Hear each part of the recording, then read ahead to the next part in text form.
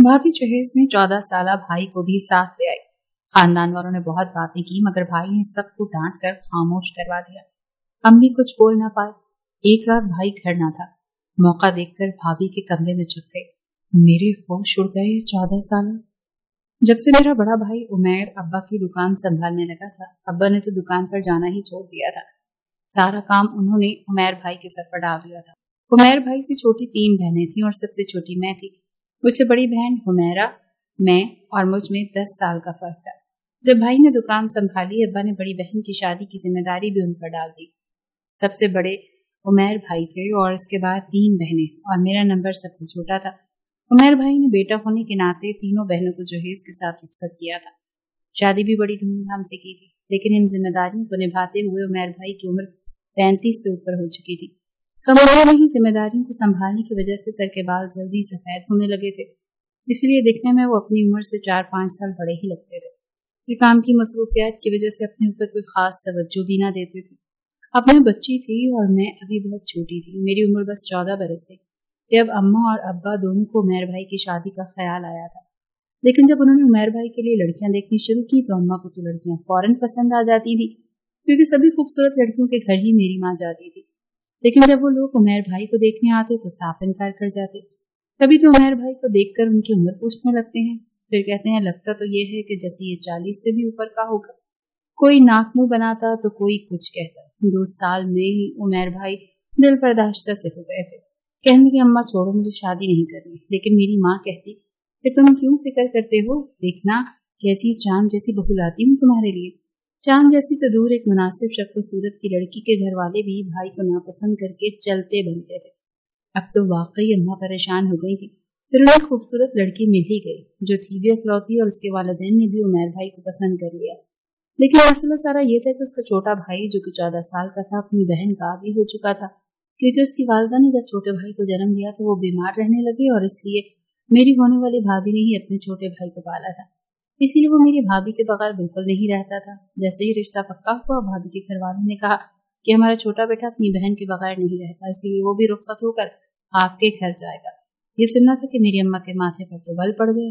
वो चिढ़ गई, कहने लगी भला ये क्या बात हुई। लेकिन भाभी के घर वालों ने यही शर्त रखी थी। घर आकर अम्मा कहने लगी कि मैं तो साफ इनकार कर दूंगी। भला ऐसा कभी कहीं सुना है कि दुल्हन के साथ उसका भाई भी रुखसत होकर उसके ससुराल में जा बसे। अम्मा ने तो साफ इनकार कर दिया था, लेकिन उमैर भाई के चेहरा मुरझा गया था। बड़ी मुश्किल से तो कोई लड़की वाले उनके लिए माने थे। अब्बा कहने लगे ऐसा करो कि शादी कर दें। शादी के बाद खुद ही आहिस्ता आहिस्ता चंद माह बाद लड़के को हम वापस भेज देंगे।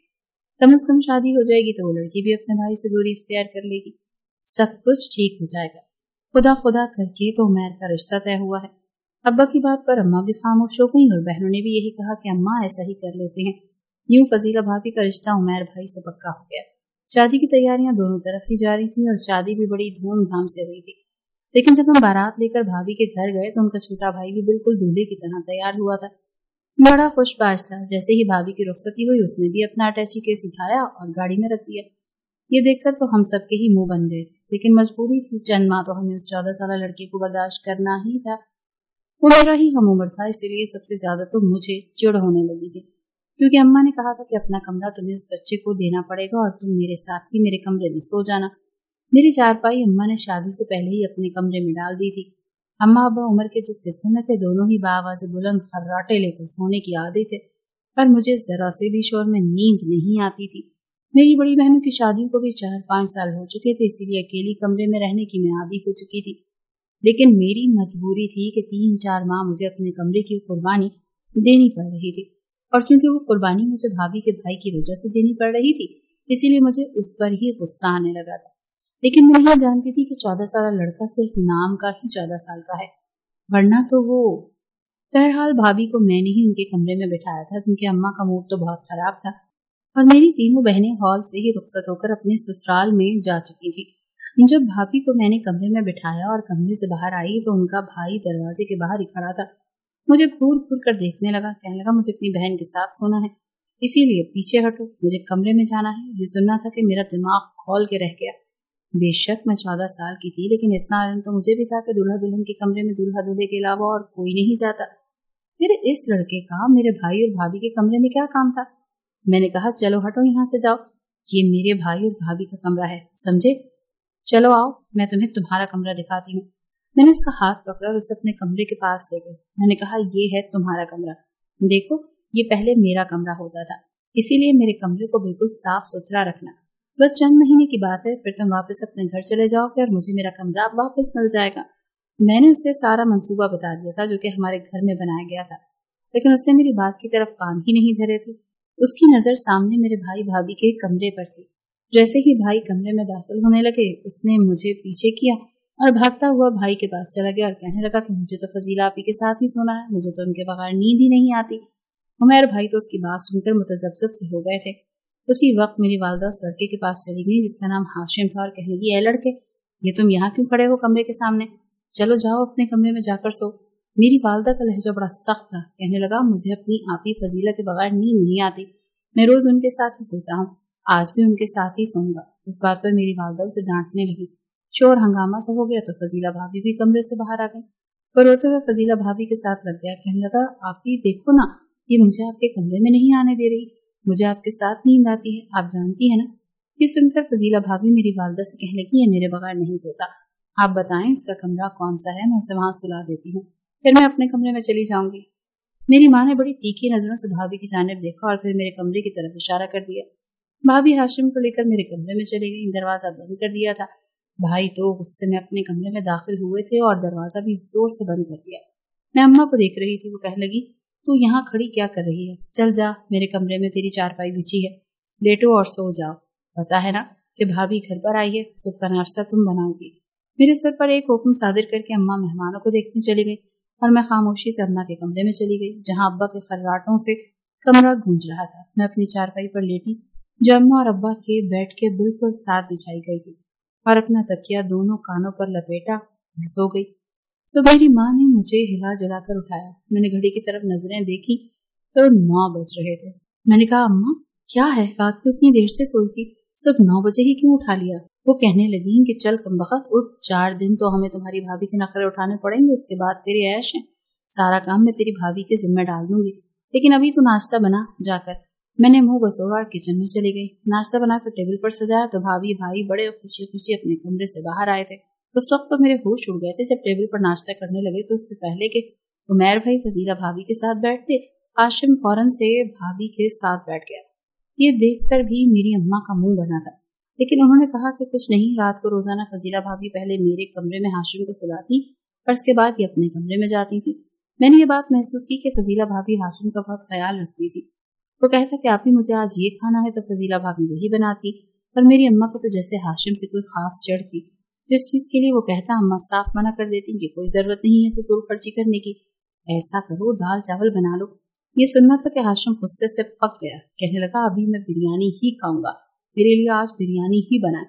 अम्मा कहने लगी, तुम्हारे बाप की कमाई नहीं आती है इस घर में, मेरे बेटे की आती है। खबरदार, जो तूने अपनी चलाने की कोशिश की, ज्यादा ही तुझे अपनी मर्जी करने का शौक है तो जा माँ बाप के घर जा, और ये मेरा घर है।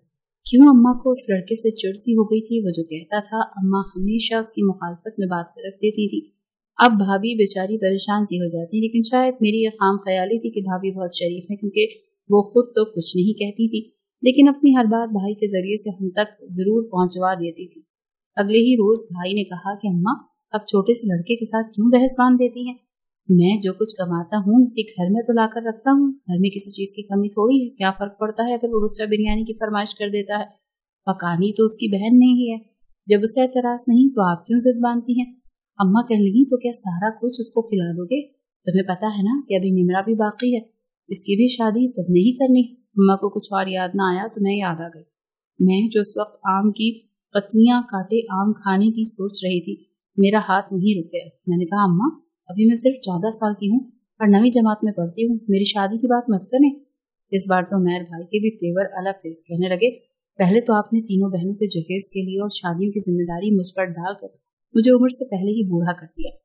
अब आप क्या चाहती हैं कि मैं बस आप लोगों के बारे में ही सोचता रहूं, अपनी और अपनी बीवी के बारे में कुछ ना सोचूं? अम्मा कोई फर्क नहीं पड़ता अगर वो बच्चा 4 चीजों की फरमाइश कर देता है, मैं ही कमाता हूँ ना, मैं उसका पूरा कर लूंगा। ये कहकर उमैर भाई बड़ा गुस्से से अपने कमरे में चले गए। अम्मा तो भाई का ये रंग ढंग देखकर सीना पकड़ कर बैठ गई। कहने लगी, हाय हाय कैसी लड़की है, आते ही मेरे बेटे को अपने काबू में कर लिया।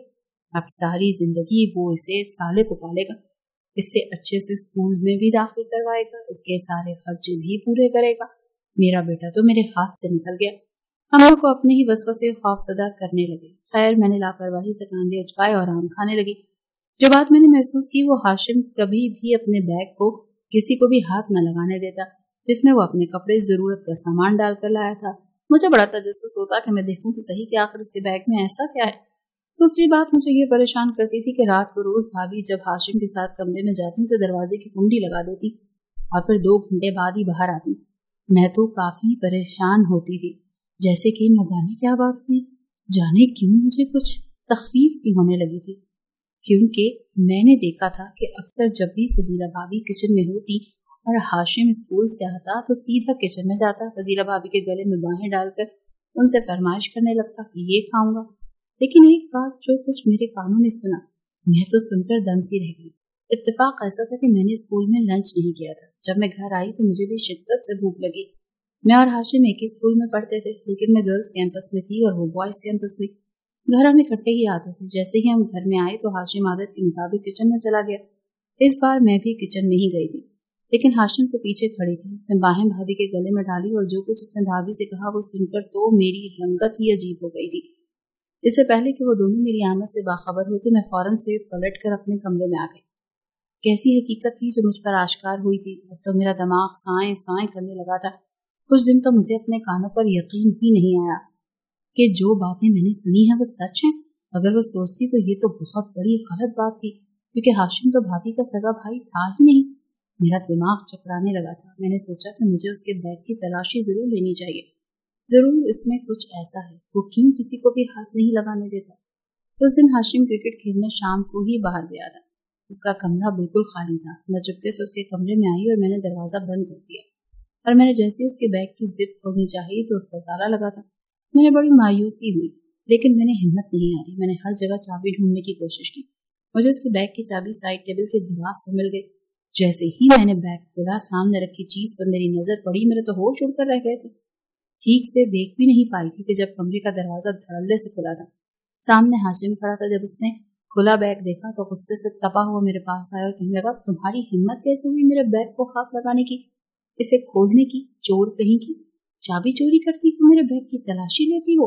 मैंने चोरी छुपके कोई काम किया था और पकड़ी गई थी। मैं तो बुरी तरह से नर्वस हो गई थी। फौरन से कमरे से बाहर निकल गई। जो हकीकत में जान चुकी थी, मैं उसे अपनी आंखों से मजीद देखना चाहती थी और सबूत भी तो चाहिए था भाई को दिखाने के लिए। से एक बार भाई अपनी जरूरी काम के सिलसिले में दूसरे शहर गए तो हाशिम भाभी के कमरे में ही सुनने लगा। एक दिन मैं भाभी के कमरे में छुप गई और उनके माँ बहन होने वाली बातों को मोबाइल में रिकॉर्ड कर लिया। जब भाई वापस आए तो मैंने उन्हें वो वीडियो दिखा दी, और वो वीडियो मैंने उस वक्त दिखाई जब सब लोग ड्राइंग रूम में मौजूद थे। भाभी का सच सुनकर भाई का तो रंग फक हो गया। भाभी रोने लगी, क्योंकि हाशिम उनका भाई नहीं बल्कि बेटा था। बहुत कम उम्री में ही उनकी शादी हो गई थी, लेकिन शौहर ने चंद माह बाद ही तलाक दे दी। उस वक्त वो हामला थी। जैसे ही उनके यहाँ हाशिम पैदा हुआ, उनकी तलाक हो चुकी थी। हाशिम अपनी वालदा का आदी हो चुका था, क्योंकि उसको अब तक उन्हीं से मोहब्बत मिली, लेकिन नाना नानी ने उसे आप ही कहने की आदत डाली थी। हालांकि वो जानता था कि फजीला उसकी माँ है। और उस दिन भी मैंने किचन में यही देखा था कि हाशिम फजीला भाभी के गले में बाहें डालकर उन्हें अम्मा और अम्मी ही कह रहा था, और वो उसे डांट रही थी कि मुझे सबके सामने आप ही कहा करो। हाशिम के बैग से भी मैंने उसकी माँ और बाप की शादी की तस्वीरें देखी थी, जिसमें फजीला भाभी दुल्हन बनी हुई थी और उनके साथ एक नौजवान खड़ा था। ये सच जानकर भाई तो अपना सर पकड़ कर बैठ गया। मेरी वालदा कहने लगी कि तुमने इतना बड़ा सच हमसे क्यों छुपाया, और रोने लगी। कहने लगी, मैं सच बता देती तो आप लोग शादी ना करते, और मेरे बूढ़े माँ बाप मेरी शादी करना चाहते थे। फिर वो भाई की मिन्नत समाजत करने लगी कि भाई उन्हें तलाक न दे। भाई ने कहा, जो कुछ हुआ बस उसे भूल जाओ, हमारा बेटा अब यहीं पे रहेगा। मेरी वालदा कहने लगी कि नहीं, मेरे घर में जवान बच्ची रहती है, ये किस हैसियत से यहाँ रह सकता है। भाई ने तो इस बात पर जो जवाब दिया, मेरे तो होश उड़ गए। कहने लगे कि आप निम्रा की मंगनी हाशिम से कर दें, जैसे ही ये दोनों बड़े होंगे हम इनकी शादी कर देंगे, आपको भी बेटी की शादी की फिक्र करने की जरूरत नहीं है। ये सुनकर मेरी माँ भी चुप कर गई, लेकिन मैं परेशानी के आलम में अपने कमरे में चली गई।